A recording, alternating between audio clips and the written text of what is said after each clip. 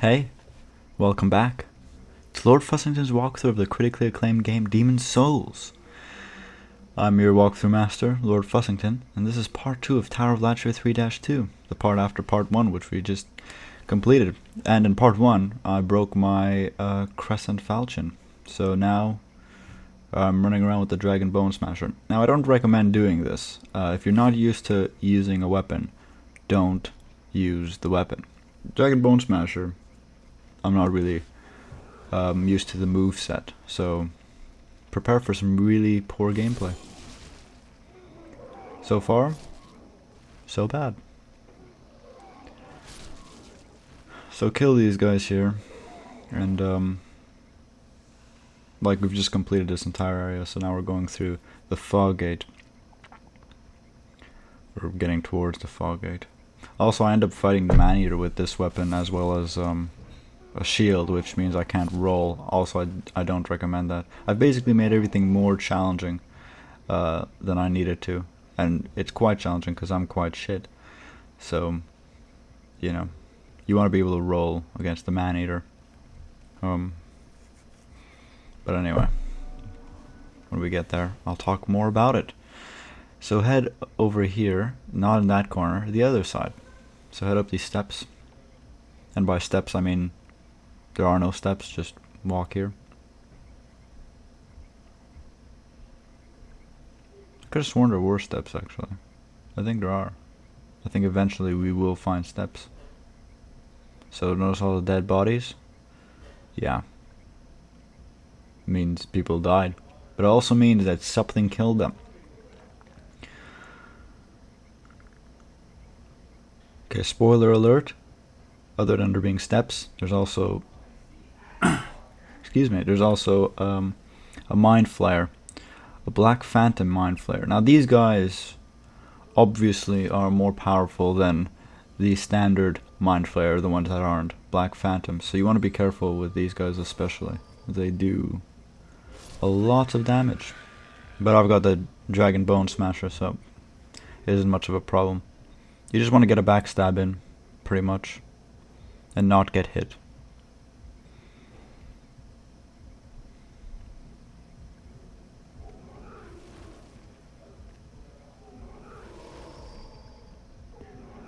Oh, that was the most moronic consumption of herbs ever, but that's what I do. When you're in the middle of a fight, try not to, you know, consume a herb. Or, well, a grass, but it's, you know, it's a herb, really. Or is it just, or do we just consider it a grass? It's gotta be a herb, though. Anyway, this isn't really important. What is important is that in the distance there's that crystal gecko, and we do want to kill the crystal gecko, so pull him. You don't have to finish him off just with arrows because it's a bit of a waste of arrows. But also to your right there's another one of those bugs with faces on them. I forget what they're called now. I'm sure I said it in the previous video, but you know, whatever. So there's one right there, although he didn't really notice me.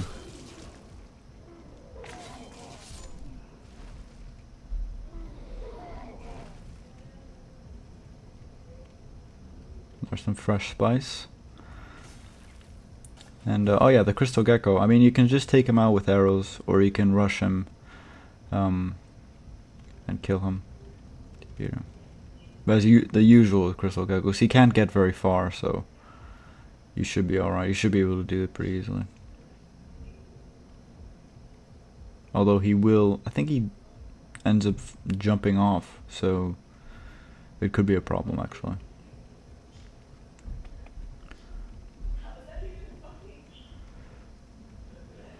I'm pretty sure that hit his wing, but you know, the game decided no, it didn't. The game is against me. I mean, that's why my crescent falchion is broken. Also, when an item breaks, head back to the Nexus when you have. Like, I wanted to do everything in one take because there's a good opportunity to go back to the Nexus basically when you when the heart drops then you can just head back to the Nexus before you climb the stairs to the Maneater. But yeah, I wanted to do it in one take, so which makes the Maneater fight rather pathetic, to be honest. I think it was probably one of the worst boss battles I've ever done.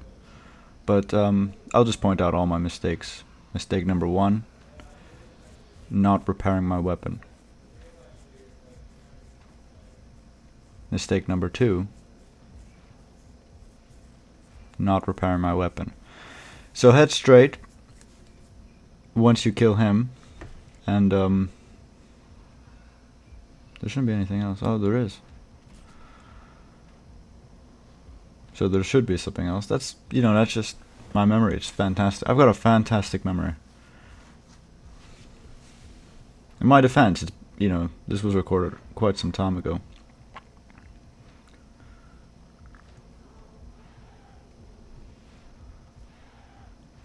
So obviously I'm fighting these guys in the safe way, which is just to unload arrows. You can fight them one-on-one. I mean, you've probably if you've watched the previous video, thank you, and you can see exactly how I fight them in the previous video. I think I do a fantastic job. One of the only jobs I do well. The other job being self-deprecation. Although I don't get paid for it, so it's not really a job, is it? Don't get paid for this either.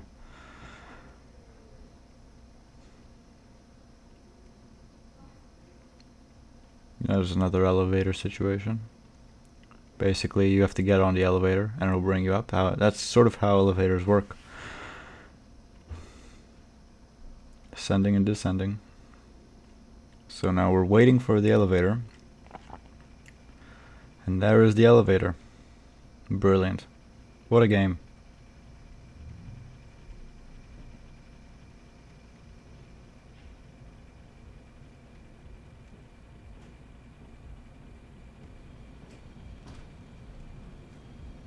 Okay, now head over here. Obviously watch out for the gargoyle, but you should be fine.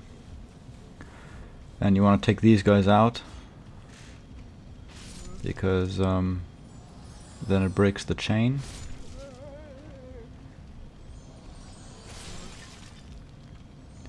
Which will drop the what a hit that was. Just brilliant. Oh, here's a really good tip. How to backstab. You get behind the enemy and you stab. I mean, it's really it's very complicated. Alright, so there's the last chain, and the heart should fall.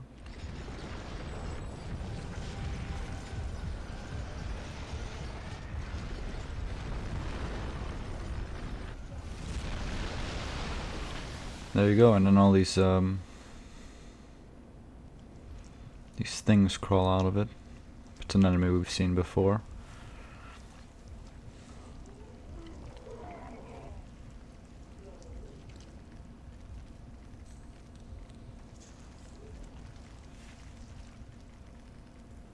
What do they call it? Man centipedes? Is that what they were called? I forget now. I mean, they're not really a centipede. They don't have 100 legs, do they? So I mean, it doesn't even make any sense. I mean, they're more like man bugs. I mean, a centipede's also a bug, but I mean, you know, I think it can be considered one. I mean, I think they're more like, they're man bugs. That's what they are. They're not man centipedes. Or millipedes. Well, if they're not centipedes, they certainly. You know, they just don't have the number of legs, so I honestly think that someone really got it wrong. So from now on, they're called man bugs. Or maybe man scorpions.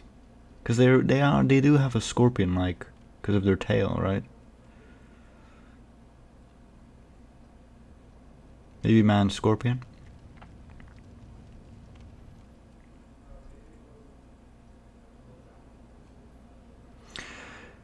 what's really important is this conversation. I'm really glad I'm having it with myself because, you know, who else would listen to this shit? No one. Just no one. So here we have a man scorpion. And we've killed a man scorpion. So I mean, it's just got faces. It's not even a man.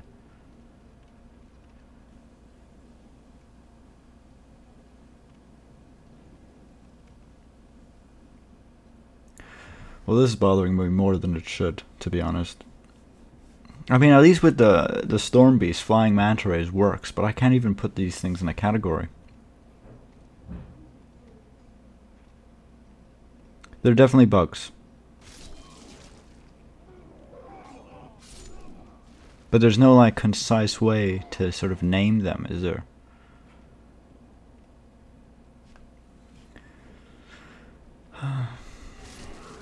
It's really hard being a commentator. Really tough.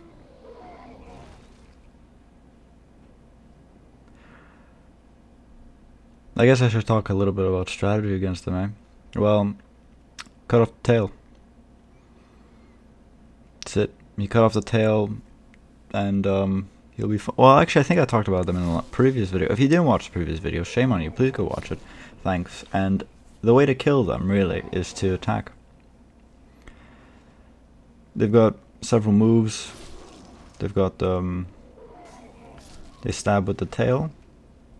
If you hit them a couple of times, they'll actually lose the tail. They will leap at you, and then they do. They also do some sort of. They spit at you or whatever, and it breaks your weapon. My weapon's broken because also it was one of the small ones that did it. You know, like the mini versions. That's a mini version. Or maybe that's the normal version, and the other ones are just giants. There's no way of knowing.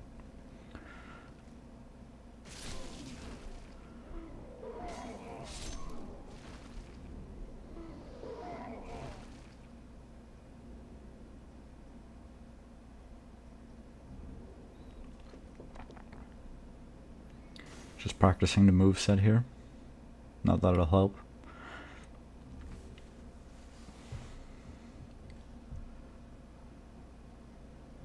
If it wasn't obvious, this is exactly where the heart fell, right? So now we're just picking up all the items and killing the man scorpions.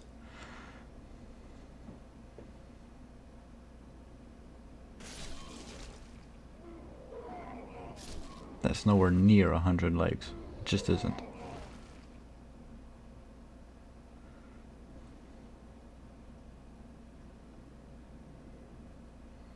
Okay.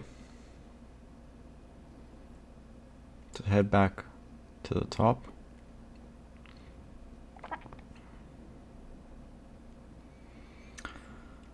Now this is a pretty good opportunity to return to the Nexus. Okay. Like if you need to, if you want to drop things off and everything. You know. This would be the time. Also to repair your equipment.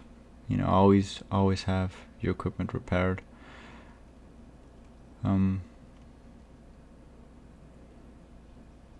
Because essentially the Maneater isn't far from Excalibur. It's just a couple of steps up. Right? But anyway, if you decide, forget it, I don't need to, that's fine. You don't have to. No one's forcing you to do so. I mean, I highly recommend it if you have a broken weapon.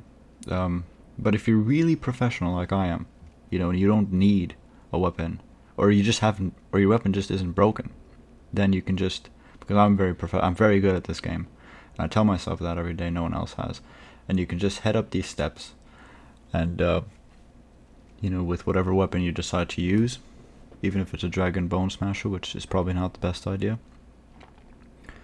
There's going to be a black phantom mind flayer, who is, I mean, he's probably one of the most annoying, basically because he's in this position. So he can actually attack you from,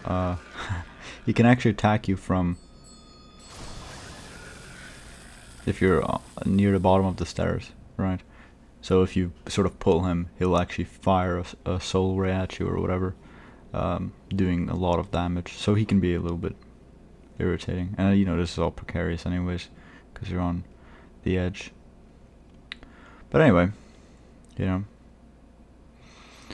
not with the Dragon Bone Smasher. Obviously, most of you won't be using the Dragon Bone Smasher because it's not the best weapon to use, unless you're really good at it, which I'm not. But maybe you are. Then if you are, well done. Okay. So there's one more item before the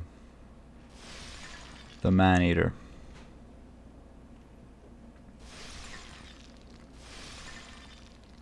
So this is where the Maneater is. Very good. Alright, so the next video, which, and this will come as a surprise because I never entitle videos like I will now. The video is titled the following: Maneater of Tower of Latria 3-2. Brilliant. I mean, it's really, really clever thinking there. So, I've been Lord Fussington. Thank you very much for watching. Kindly rate, comment, and subscribe, and if you need to, head back to the Nexus, because the Maneater can be a little bit of a challenge if you don't know how to deal with them. Or even if you do, which I will show in the next video.